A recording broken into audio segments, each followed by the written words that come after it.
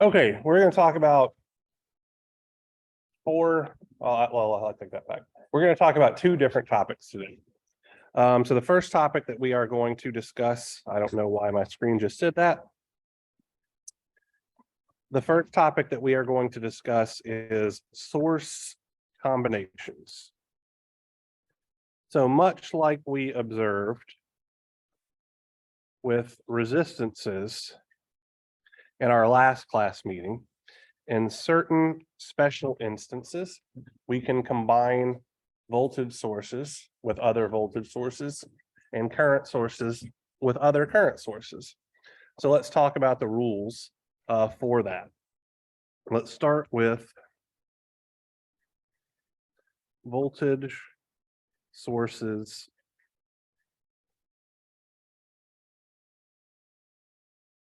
in series.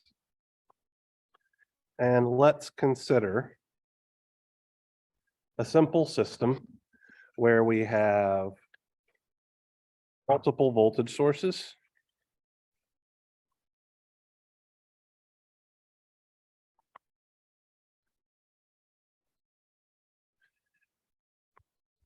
and a single resistance that could be representing an equivalent resistance of some larger resistor network.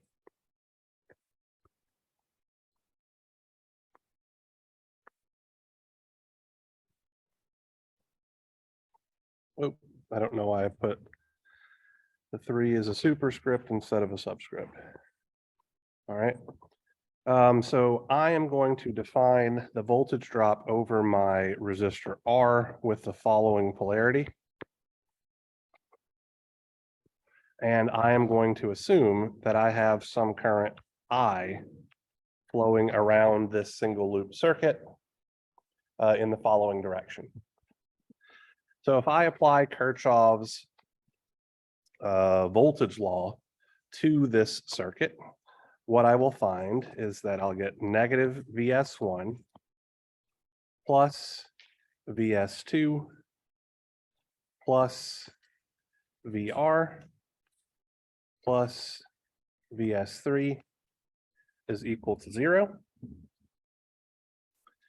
And with a little bit of rearranging, I can see that VR will be equal to VS1 minus VS2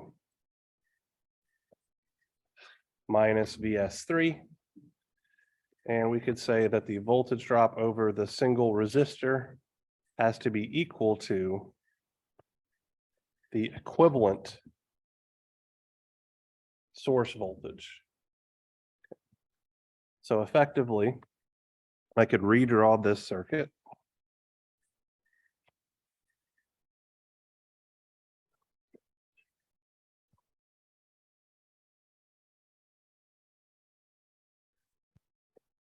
As this, where this voltage source on the left-hand side is simply VS1 minus VS2 minus VS3, and this is our resistor voltage drop, VR.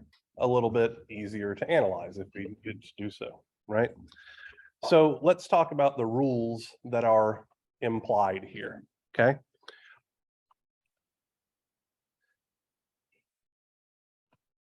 How does the polarity of VS2 compare to VS1?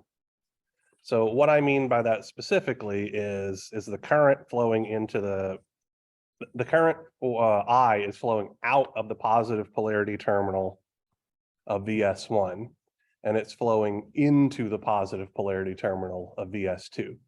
So when we have this situation, we are going to have a negative sign in our equation. Notice that the current is flowing into the positive polarity terminal of VS2 and into the positive polarity terminal of VS3.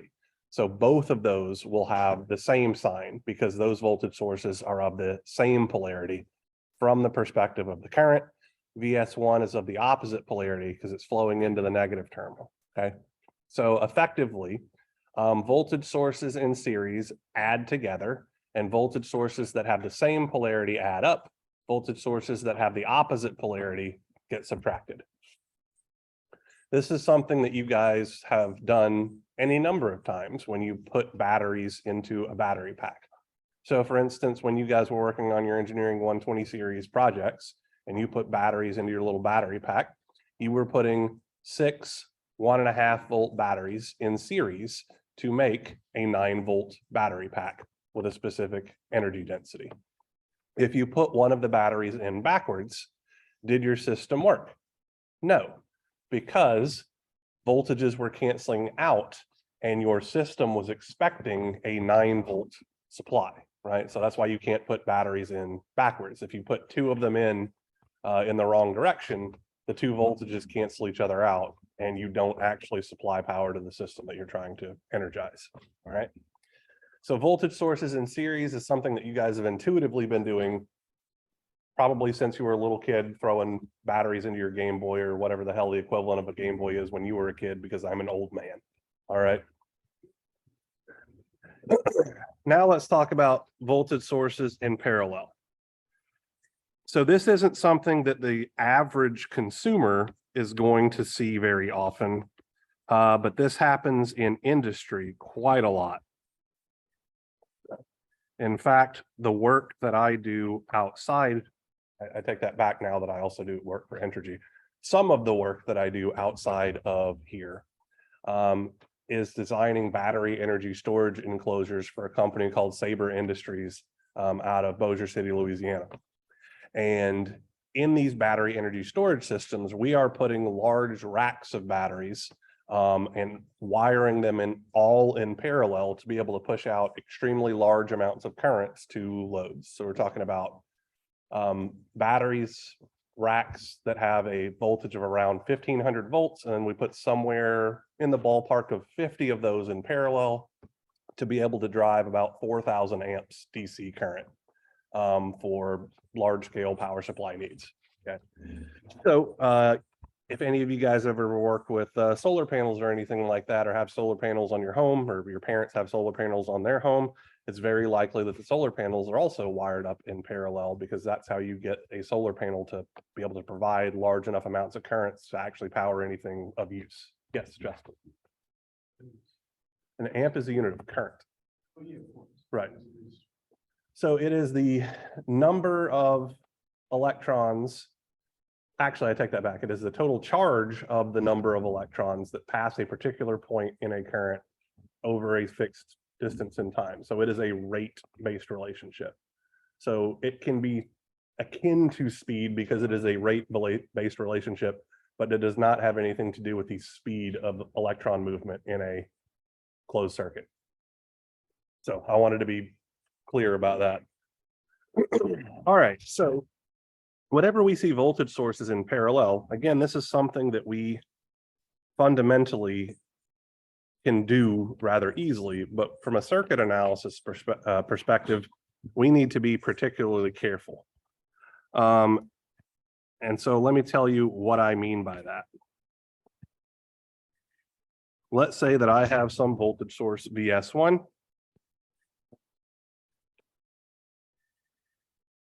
Connected in parallel to some resistor R.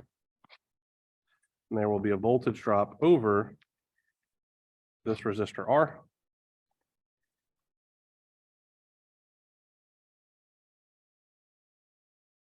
And then I have some voltage source VS2.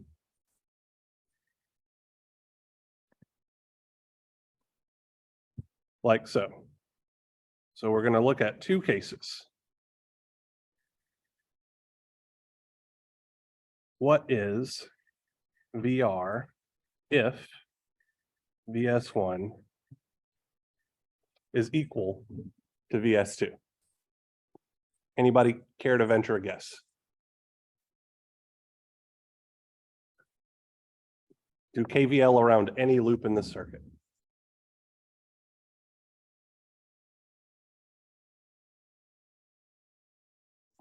Yeah, VR will simply be equal to VS1, which is equal to VS2, not anything relatively earth-shattering or groundbreaking there, just common sense, right? Now,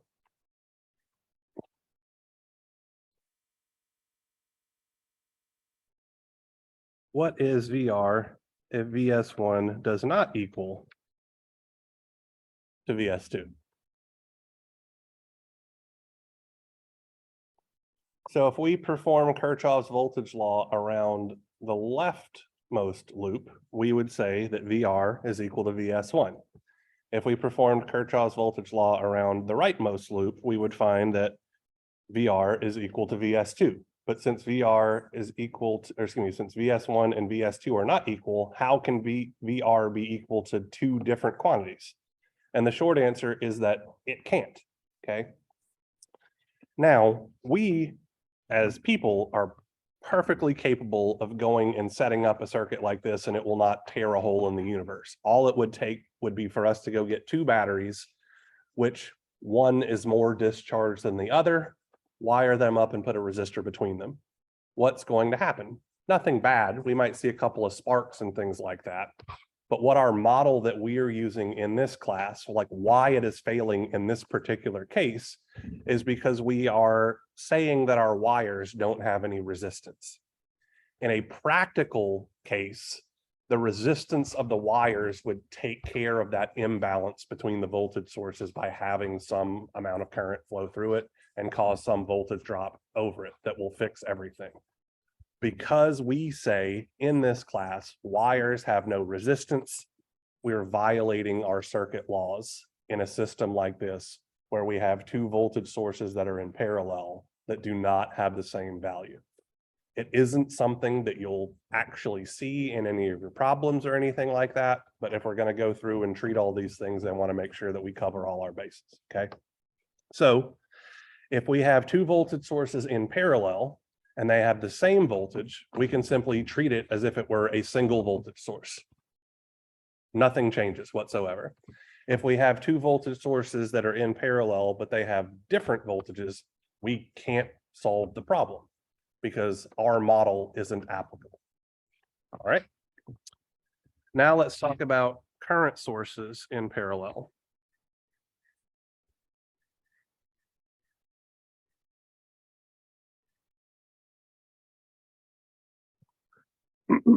Excuse me. So let's say that I have some current source IS1 with a direction up.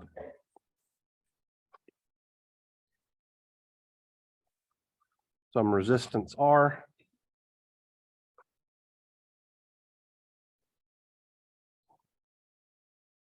Some current source IS2 with direction down. And some current source IS3 with direction up. And everything is connected in parallel. And I'm going to define my resistor current IR to be in the down direction. And for what it's worth, I'm going to say that my voltage V has positive polarity on top. So for this particular circuit, I'm going to apply Kirchhoff's current law with currents that are leaving the top node, getting positive signs. So that means I'm going to have negative IS1 plus IR plus IS2 minus IS3 is equal to 0. And I'm going to rearrange things such that IR is the only term on the right-hand side, or excuse me, the left-hand side of the equal sign. So that's going to give me IR is equal to IS1 minus IS2 plus IS3. And we could say that our resistor current IR is equal to some equivalent current source IEQP. Okay. So effectively, sorry, that should be drawn up.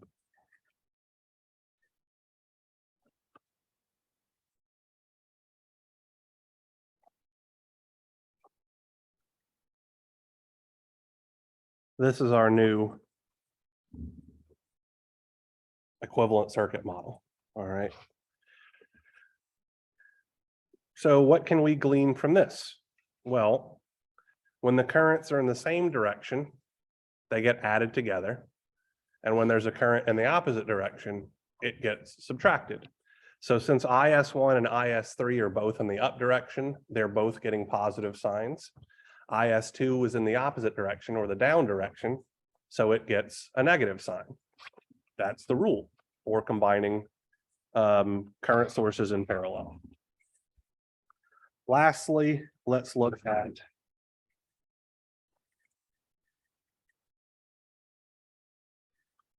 current sources in series. And this is going to be very similar to what we saw with voltage sources in parallel.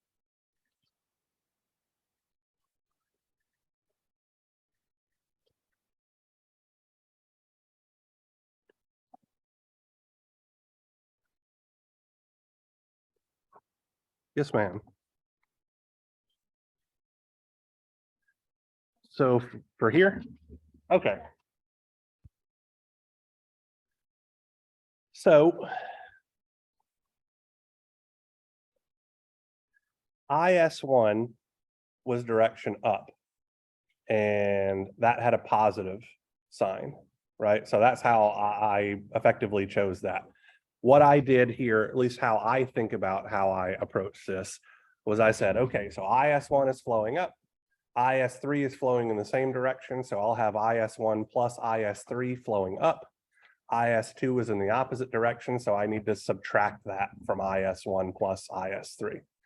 If instead I was looking at it from a perspective of down, I could say that IS2 is flowing down, IS3 and IS1 are both flowing up, so I will have a current flowing down of IS2 minus IS1 minus IS3. So we pick a reference direction effectively, up or down, and then if we pick up as our reference direction, all of the currents flowing up get a positive sign, all of the currents flowing down get a minus sign. If we pick our reference direction for our equivalent current sources down, all of the currents flowing down get a plus sign, all of the currents flowing up get a minus sign. Good question. Yes, ma'am. Cynthia, I think.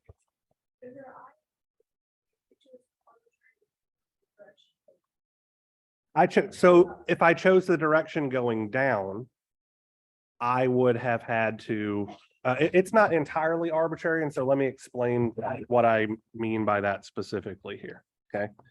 Let me use the same color.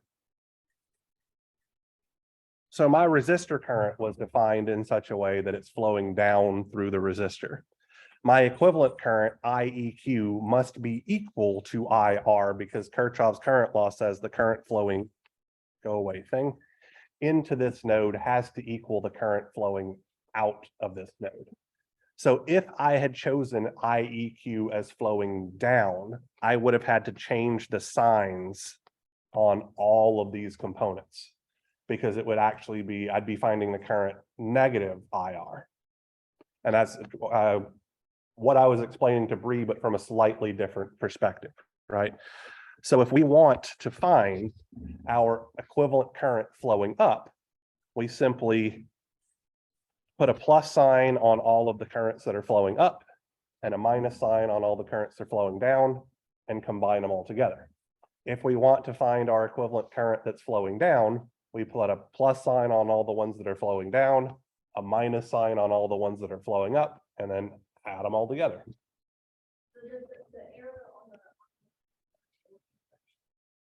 Yes.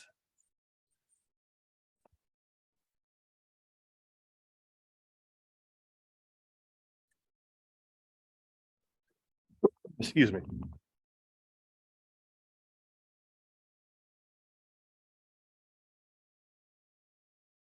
All right, so we have a simple system here where we have current sources in series with some resistance R. So we'll have two cases here, just like we saw with voltage sources in parallel. What is IR?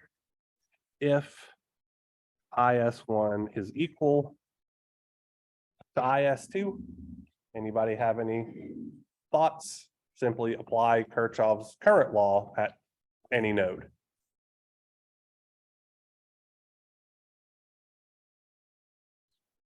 They have to be the same thing. Everything has to be the same thing, right?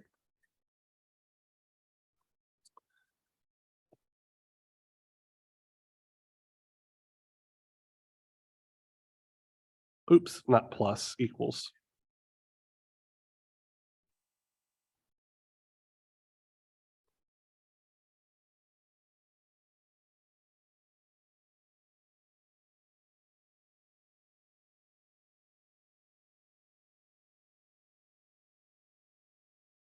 What happens if IS1 and IS2 are not equal? Well, there we have a problem, right? If we apply Kirchhoff's current law at the top left node, we should see that IS1 is the current flowing into the node, IR is the current flowing out, so IS1 should be equal to IR. If we apply Kirchhoff's current law at the top right node, we will have IR is equal to IS2. And if IS1 and IS2 are not equal, how can IR have two different values simultaneously? It can't, right? This is violating the law of conservation of charge because our resistor somehow is effectively creating or destroying charge to keep this working. Cannot physically happen. So if we see a situation like this, we cannot analyze the circuit. I do not know of any times where we might see a physical system that is realized like this. Like I understand voltage sources in parallel, that happens literally all the time. I have never in my numerous years of electrical engineering experience ever seen two current sources wired in series to begin with, and certainly not seeing what happens if you change the currents on them. My best guess is going to be a fire, but yeah. So you shouldn't ever actually see that. I'm saying a fire because there has to be some sort of electrostatic buildup of charge that will then cause arcing and sparking and things like that, because the charge has to go somewhere. You can't create it or destroy it. All righty. Yes, ma'am.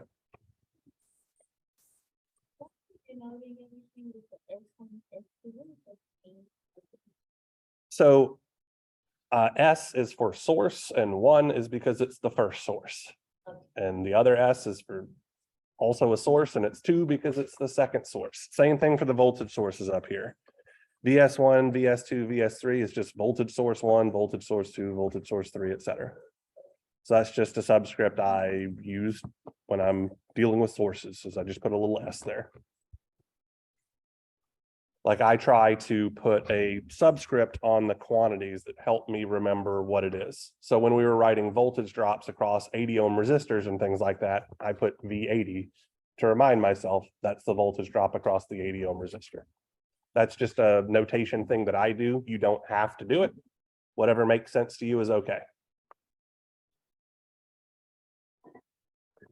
All right, so that's our first miniature topic of the day. How does everybody feel about that? Hopefully relatively straightforward. Now let's do something that I think is a lot more useful. Not saying current and voltage source combinations aren't useful, but this, in my opinion, is significantly more useful. So now we're going to talk about voltage and current division, okay? And this is one of those things where I firmly believe if they would have taught you about this in engineering 120, your life would have been much easier. Particularly voltage division, since you guys didn't deal with current sources, right? So let's start with an explanation of voltage division. So let's say that I want to know, let me put a VS here. Let's say that I have a system where I have a known voltage drop that is applied over a series combination of resistors. So let's call this R1, R2, all the way out to some resistance R sub n, like so.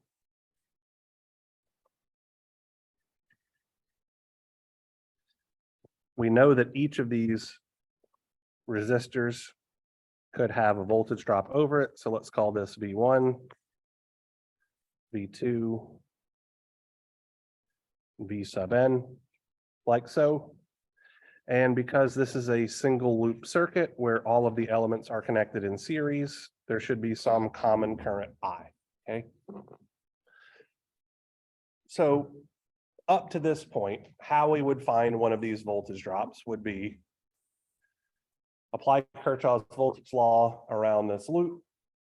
So Vs will be equal to the sum of all of those resistor voltage drops, solve for our current, and then use Ohm's law to figure out what the individual voltage drop that we are interested in, okay?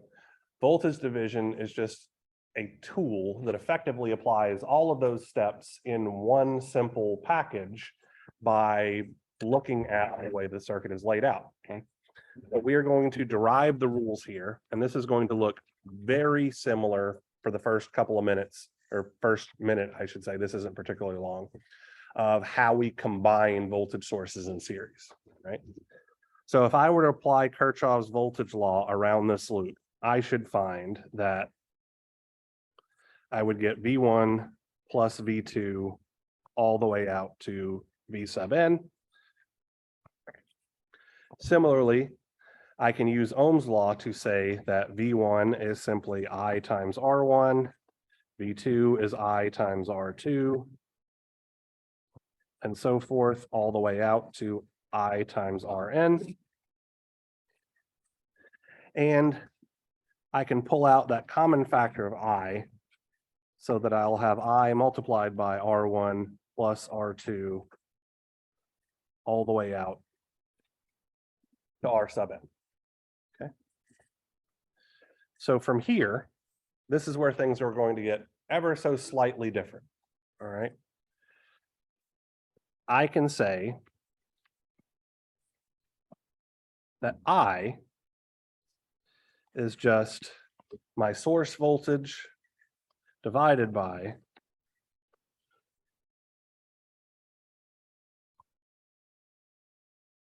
that combination of resistors, something you all likely stumbled upon when you were doing your homeworks and things like that. Where I'm going from here is where it gets useful and interesting, okay? So the voltage source, or excuse me, the voltage drop V1, the voltage drop over our first resistor using simple substitution is going to be I times R1, which is going to look like Vs multiplied by a ratio of R1 divided by R1 plus R2 all the way out to R sub n. I could do a similar thing for the voltage drop over R2, the voltage drop over RK, which is just any general resistor, the voltage drop over Rn. It is defined entirely by the voltage drop over the entire series combination and then a ratio of resistances, okay? So in general, we can say that Vk is equal to Vs times Rk by the sum from I is equal to 1 to n of R sub I, or for those of you who don't care for summation notations, Rk divided by Req, excuse me, S, the series resistance seen by our voltage source.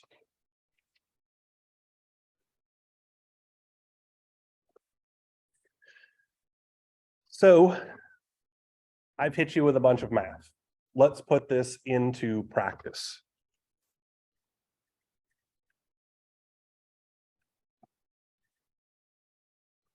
Let's say that I have a 15-volt source. I have a 10 ohm resistor.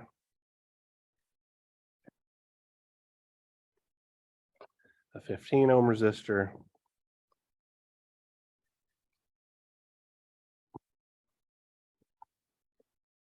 and a 5 ohm resistor. And let's say that I want to have or find out this voltage V10 with this particular polarity. And then let's talk about if I want this voltage V15 with this particular polarity.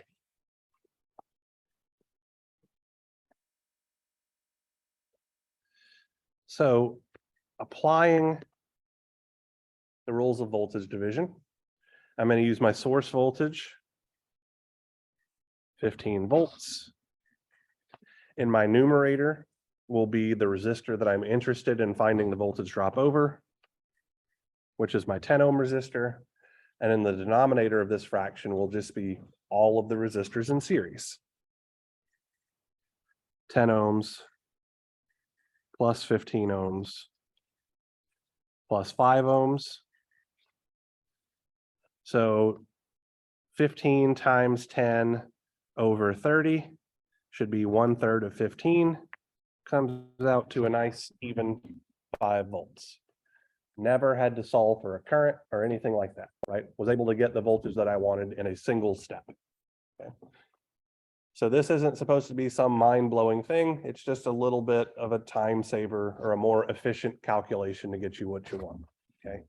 Now let's look at V15. Doing the same rules, we're going to have 15 volts. The 15 ohm resistor is going to be in the numerator. The 10 ohm resistor is going to be, then we're going to have all of the resistors in series. And this is going to come out to be 7.5 volts. There is a very small problem with my calculation for V15. Does anybody know what it is? Sorry, what's that? It's supposed to be negative. Absolutely right. Why is it supposed to be negative? Exactly right. So when we defined voltage division up here, our current I that's leaving the positive polarity terminal of our source is flowing into the positive polarity terminal of all of our resistors. Here, if we drew a current leaving the positive polarity terminal of our source, it would be flowing into the negative polarity terminal of the 15 ohm resistor. So with this particular polarity, we should expect the 15 ohm resistor to have a negative voltage drop over it. Bree.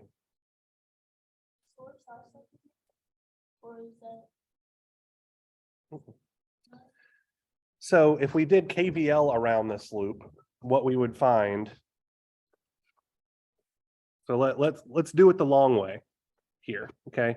And Bree, I want you to choose the polarity of the voltage drop over the 5 ohm resistor. Do you want the positive polarity to be on the left or the positive polarity to be on the right? Pick left or right. All right.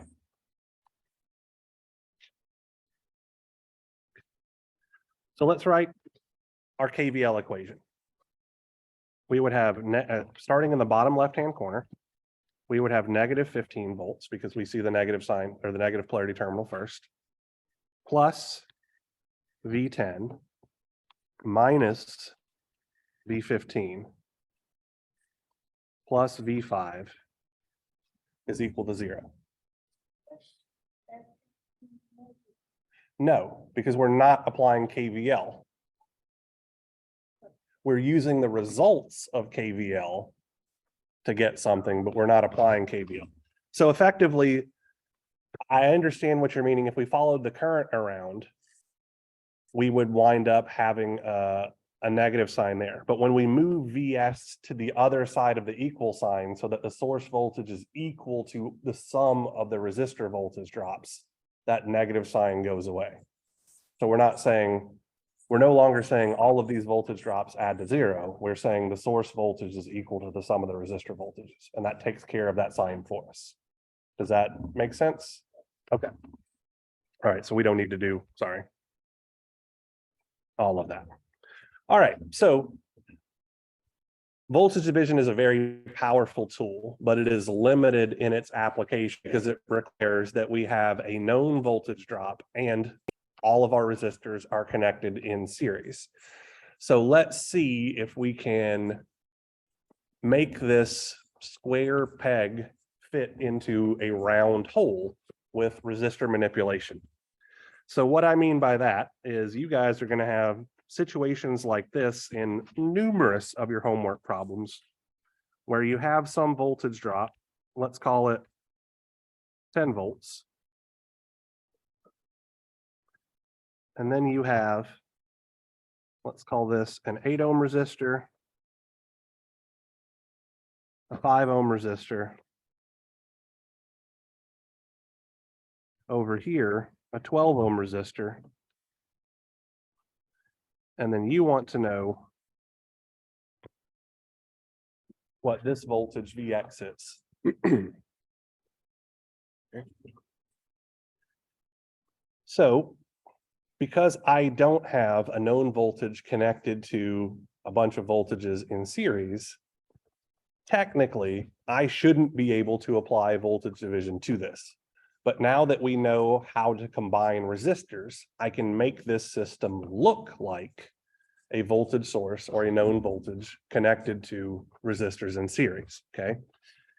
So if I wanted to apply voltage division to this system, I would say it's something like Vx will be equal to 10 volts, our known voltage, multiplied by 5 ohms times 12 ohms over 5 ohms plus 12 ohms divided by 8 ohms plus 5 ohms times 12 ohms over 5 ohms plus 12 ohms. Effectively, I'm simply treating the 5 ohm resistor and the 12 ohm resistor, which are connected in parallel, as a single equivalent resistance, and then using that equivalent resistance in my voltage division equation. And I can do that because I know that the voltage drop over the 5 ohm resistor and the voltage drop over the 12 ohm resistor have to be the same voltage because they are connected in parallel. So we can use voltage division in special cases like this, even where it's technically not applicable, by using our knowledge of resistor combinations to make it look like we have a series combination of resistors connected to some known voltage. All right. Now let's talk about current division.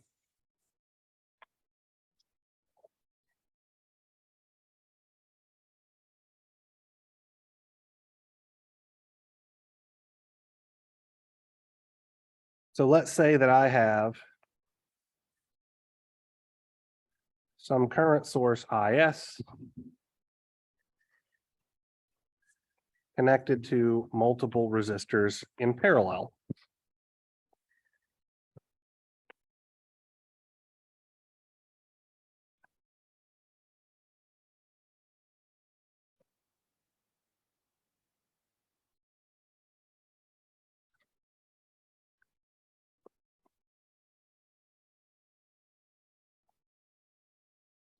I am going to say that this single node pair circuit has a voltage V, positive polarity on top, such that all of my resistor currents will be flowing down.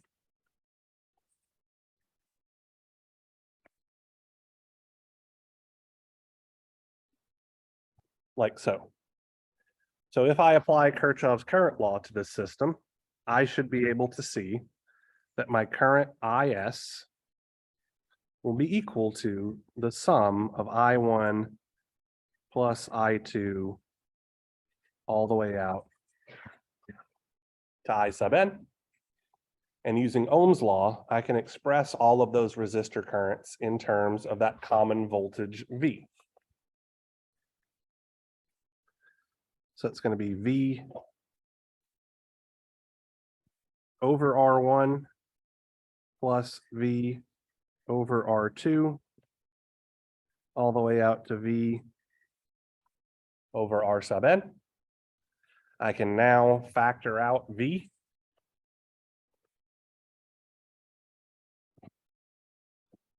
So that I'll have V multiplied by 1 over R1 plus 1 over R2 all the way out to 1 over R sub n. And from here, I can say that my voltage V is equal to my source current IS divided by 1 over R1 plus 1 over R2 all the way out to 1 over Rn. Using Ohm's law, I could then say that I1 will simply be V divided by R1, excuse me. Or another way to think about this would be V multiplied by 1 over R1. And from this, I will get IS multiplied by the ratio of 1 over R1, bless you, divided by 1 over R1 plus 1 over R2 all the way out to 1 over Rn.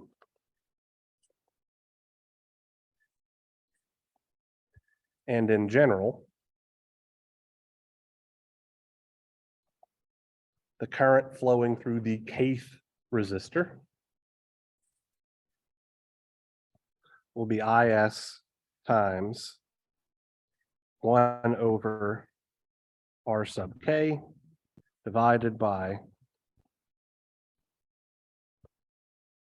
the sum from I is equal to 1 to n of 1 over R sub I, where all of those R sub I resistors are in parallel. Sorry, I drew my fraction thing far too large. It's going to bother me. What is really interesting about this, or at least I find it to be really interesting, is that 1 over that summation thing is just the equivalent parallel resistance, right? So this really looks like IS times REQ in parallel divided by R sub K. Okay. I would prefer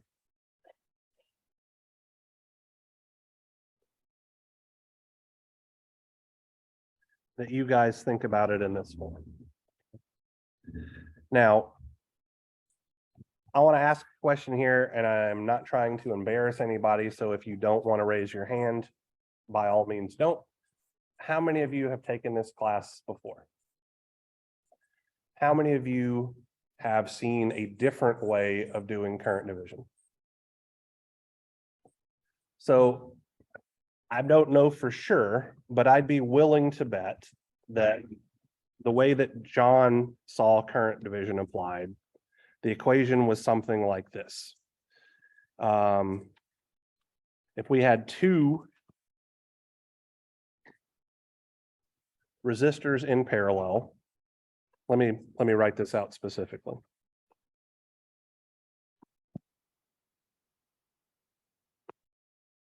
Here's IS. Here is a resistor R1.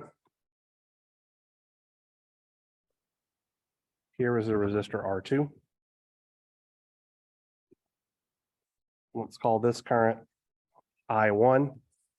So I'd be willing to bet the way that John has seen this before would be that I1 is equal to IS times R2 over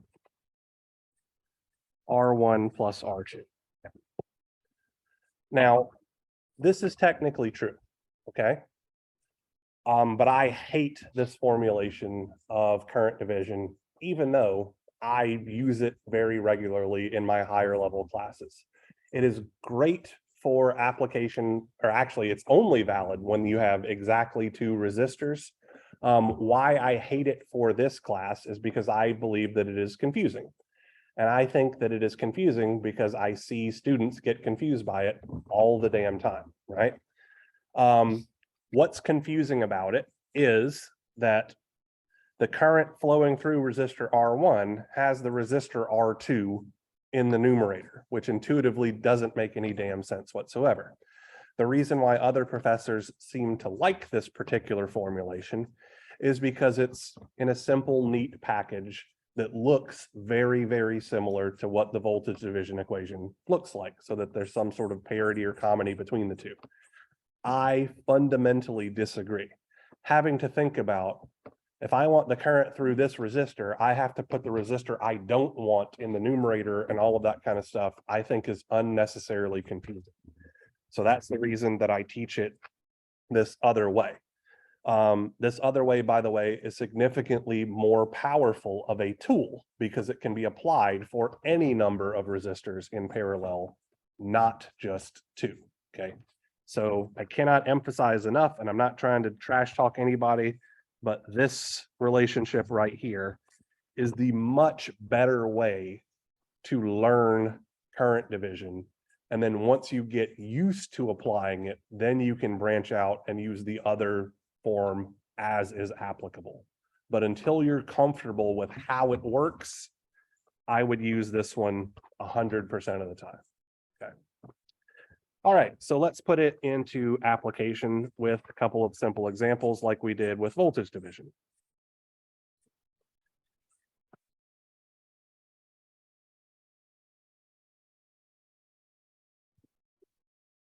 So let's say that I have a 5 amp current source.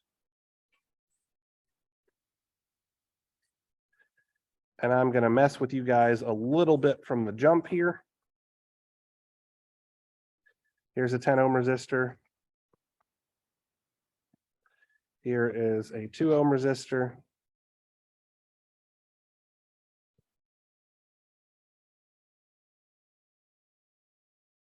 Here is an 8 ohm resistor. I'm going to define my current I2 in this direction. I'm going to define my current I8 in this direction. Now let's apply our principles of current division here, okay? So what should my equation look like? Look back in your notes, 10 lines tops or whatever, and tell me what should be going on here.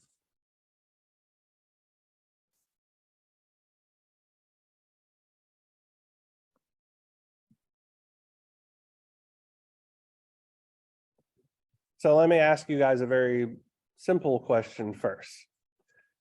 Do we have a parallel resistor network? Yes, because there's a 2 ohm resistor and an 8 ohm resistor in parallel. So we have a parallel resistor network. What is the current flowing into the parallel resistor network? 5 amps. So we can use current division. That 10 ohm resistor that I've put there is a little bit of a red herring because it makes it look like we can't apply current division when we actually can. So I say that because we know that there will be 5 amps of current flowing into the 10 ohm resistor. Therefore, there has to be 5 amps of current flowing out, and then that 5 amps of current will divide between those two parallel resistors, okay? So this is not a pure or perfect application of current division like we derived it with, but it's still very much applicable here because we have a known amount of current flowing into that parallel network, all right? So with that being hopefully understood now, how would I apply the equation? Somebody tell me what it should look like.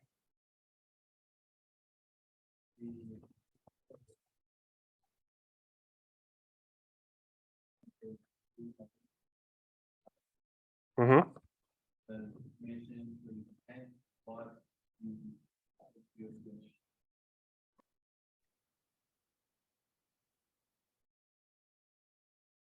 like so.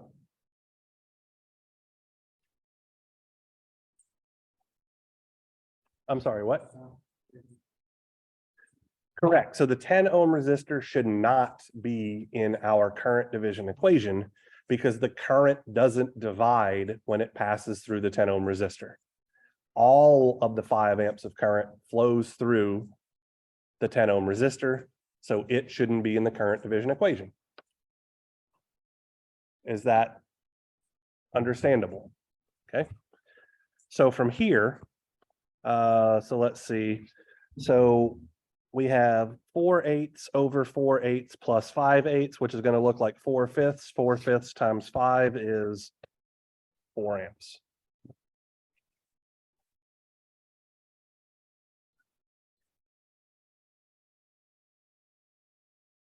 How are we going to solve for I8 using current division? Pretty much the same thing, except this time there's going to be a negative. Absolutely correct. So we're going to have 1 over 8 ohms in our numerator because we're trying to find the current through the 8 ohm resistor. Here we're going to have 1 over 2 plus 1 over 8. And we will have a negative sign because the current is in the opposite direction effectively is what we would expect. So when we defined our rules for current division, we put our voltage with this particular thing. I don't actually like to think of it in this way with respect to the voltage source. There's nothing wrong with it, but I like to think about it in this thing, in this way. All of this current is leaving, and then it has the opportunity to branch off. If it branches, it's going to go down and down, which is in the opposite direction as what we've indicated. That to me is a little easier to wrap my head around. So didn't mean to erase that. What we'll get here is -1 amp. And if we were to apply Kirchhoff's current law, we would find out that 4 amps minus -1 amps is equal to 5 amps. So KCL is satisfied and we did all the math correctly. Okay. All right, let us mess with it one more time, and then I'll be done ranting at you guys about circuit stuff for the day. Yes, ma'am. Okay. So you're good? All right, yes.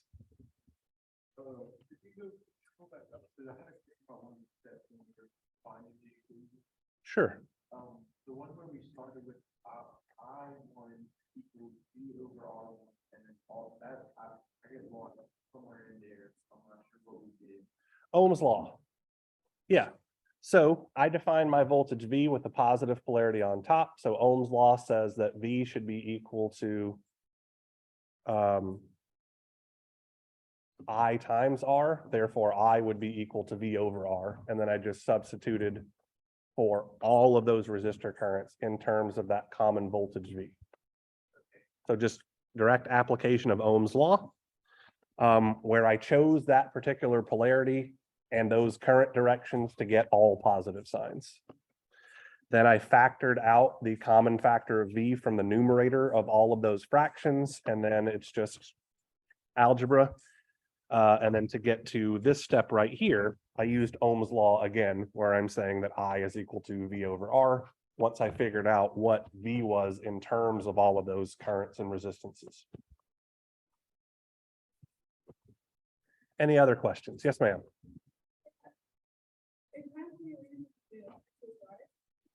Mm-hmm.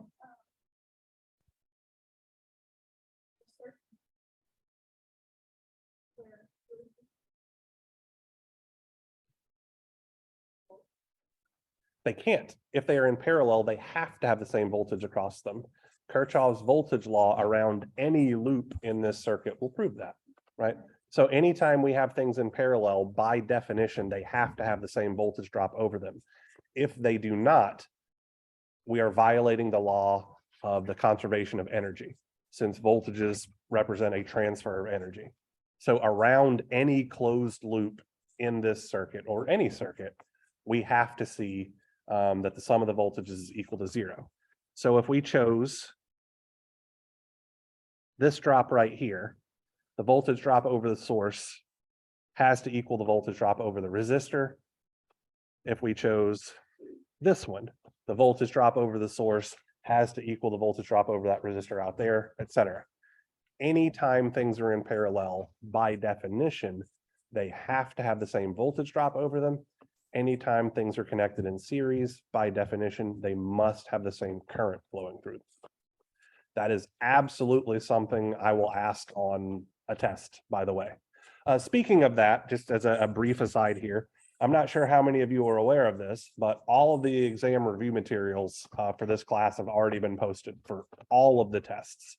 If you go to our course's Moodle page and scroll down to the very bottom, it should say exam review materials. And then there will be a little folder, I think, for exam 1, a little folder for exam 2, and a little folder for exam 3.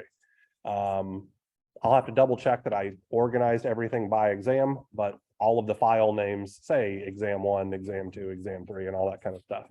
There should be at least 2, but sometimes I think up to 4 different versions of old tests that I've given. That being said, the old tests that I gave were of a 35 question format with the expectation that it would take 3 hours to take the test. I have since been told by the dean that I am a jerk, and now my tests are 25 questions so that they will take 2 hours to complete. Because I was not aware that it was a rule. You have to be able to finish the test in the amount of time the class is supposed to take. So I have tried to stop being as much of a jackass. So anyway, so do not expect a 35 question test.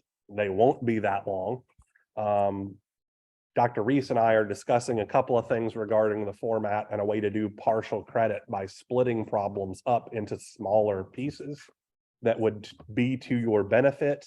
But the level of difficulty of the problems is fairly representative since I'm the one that writes the overwhelming majority of the tests. I can't say all of them now because Dr. Swanbaum and Dr. Kronk did help with like 2 problems apiece last quarter over all 3 tests.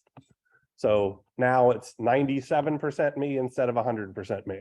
But anyway, so lots of old tests available online for you to study for, yada, yada, yada. Yes, Justin. Okay, so I put a title there and then forgot to put the test there. All right, well, I will rectify that when I stop yammering here in just a couple of minutes. I will either put the things there or make them visible to you because I don't know which one of those 2 things is the case. All right, so I'll fix that shortly. Let's work one more quick example, and then we need to get to, we have a mini lab today and an in-class assignment. My preference would be you guys work on the mini lab. All right, so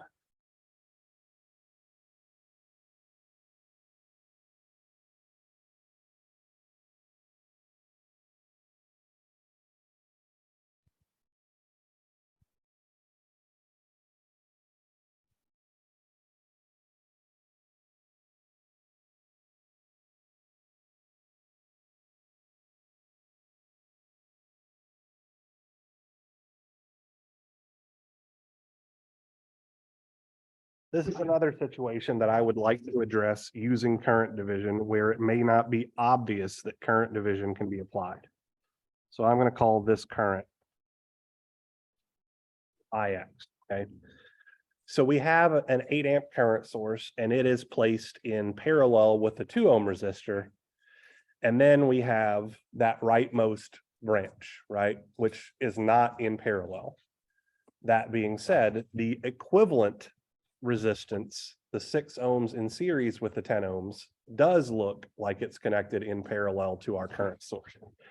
So we could use current division here, and it would look like IX is equal to 8 amps times 1 over 6 ohms plus 10 ohms divided by 1 over 2 ohms plus 1 over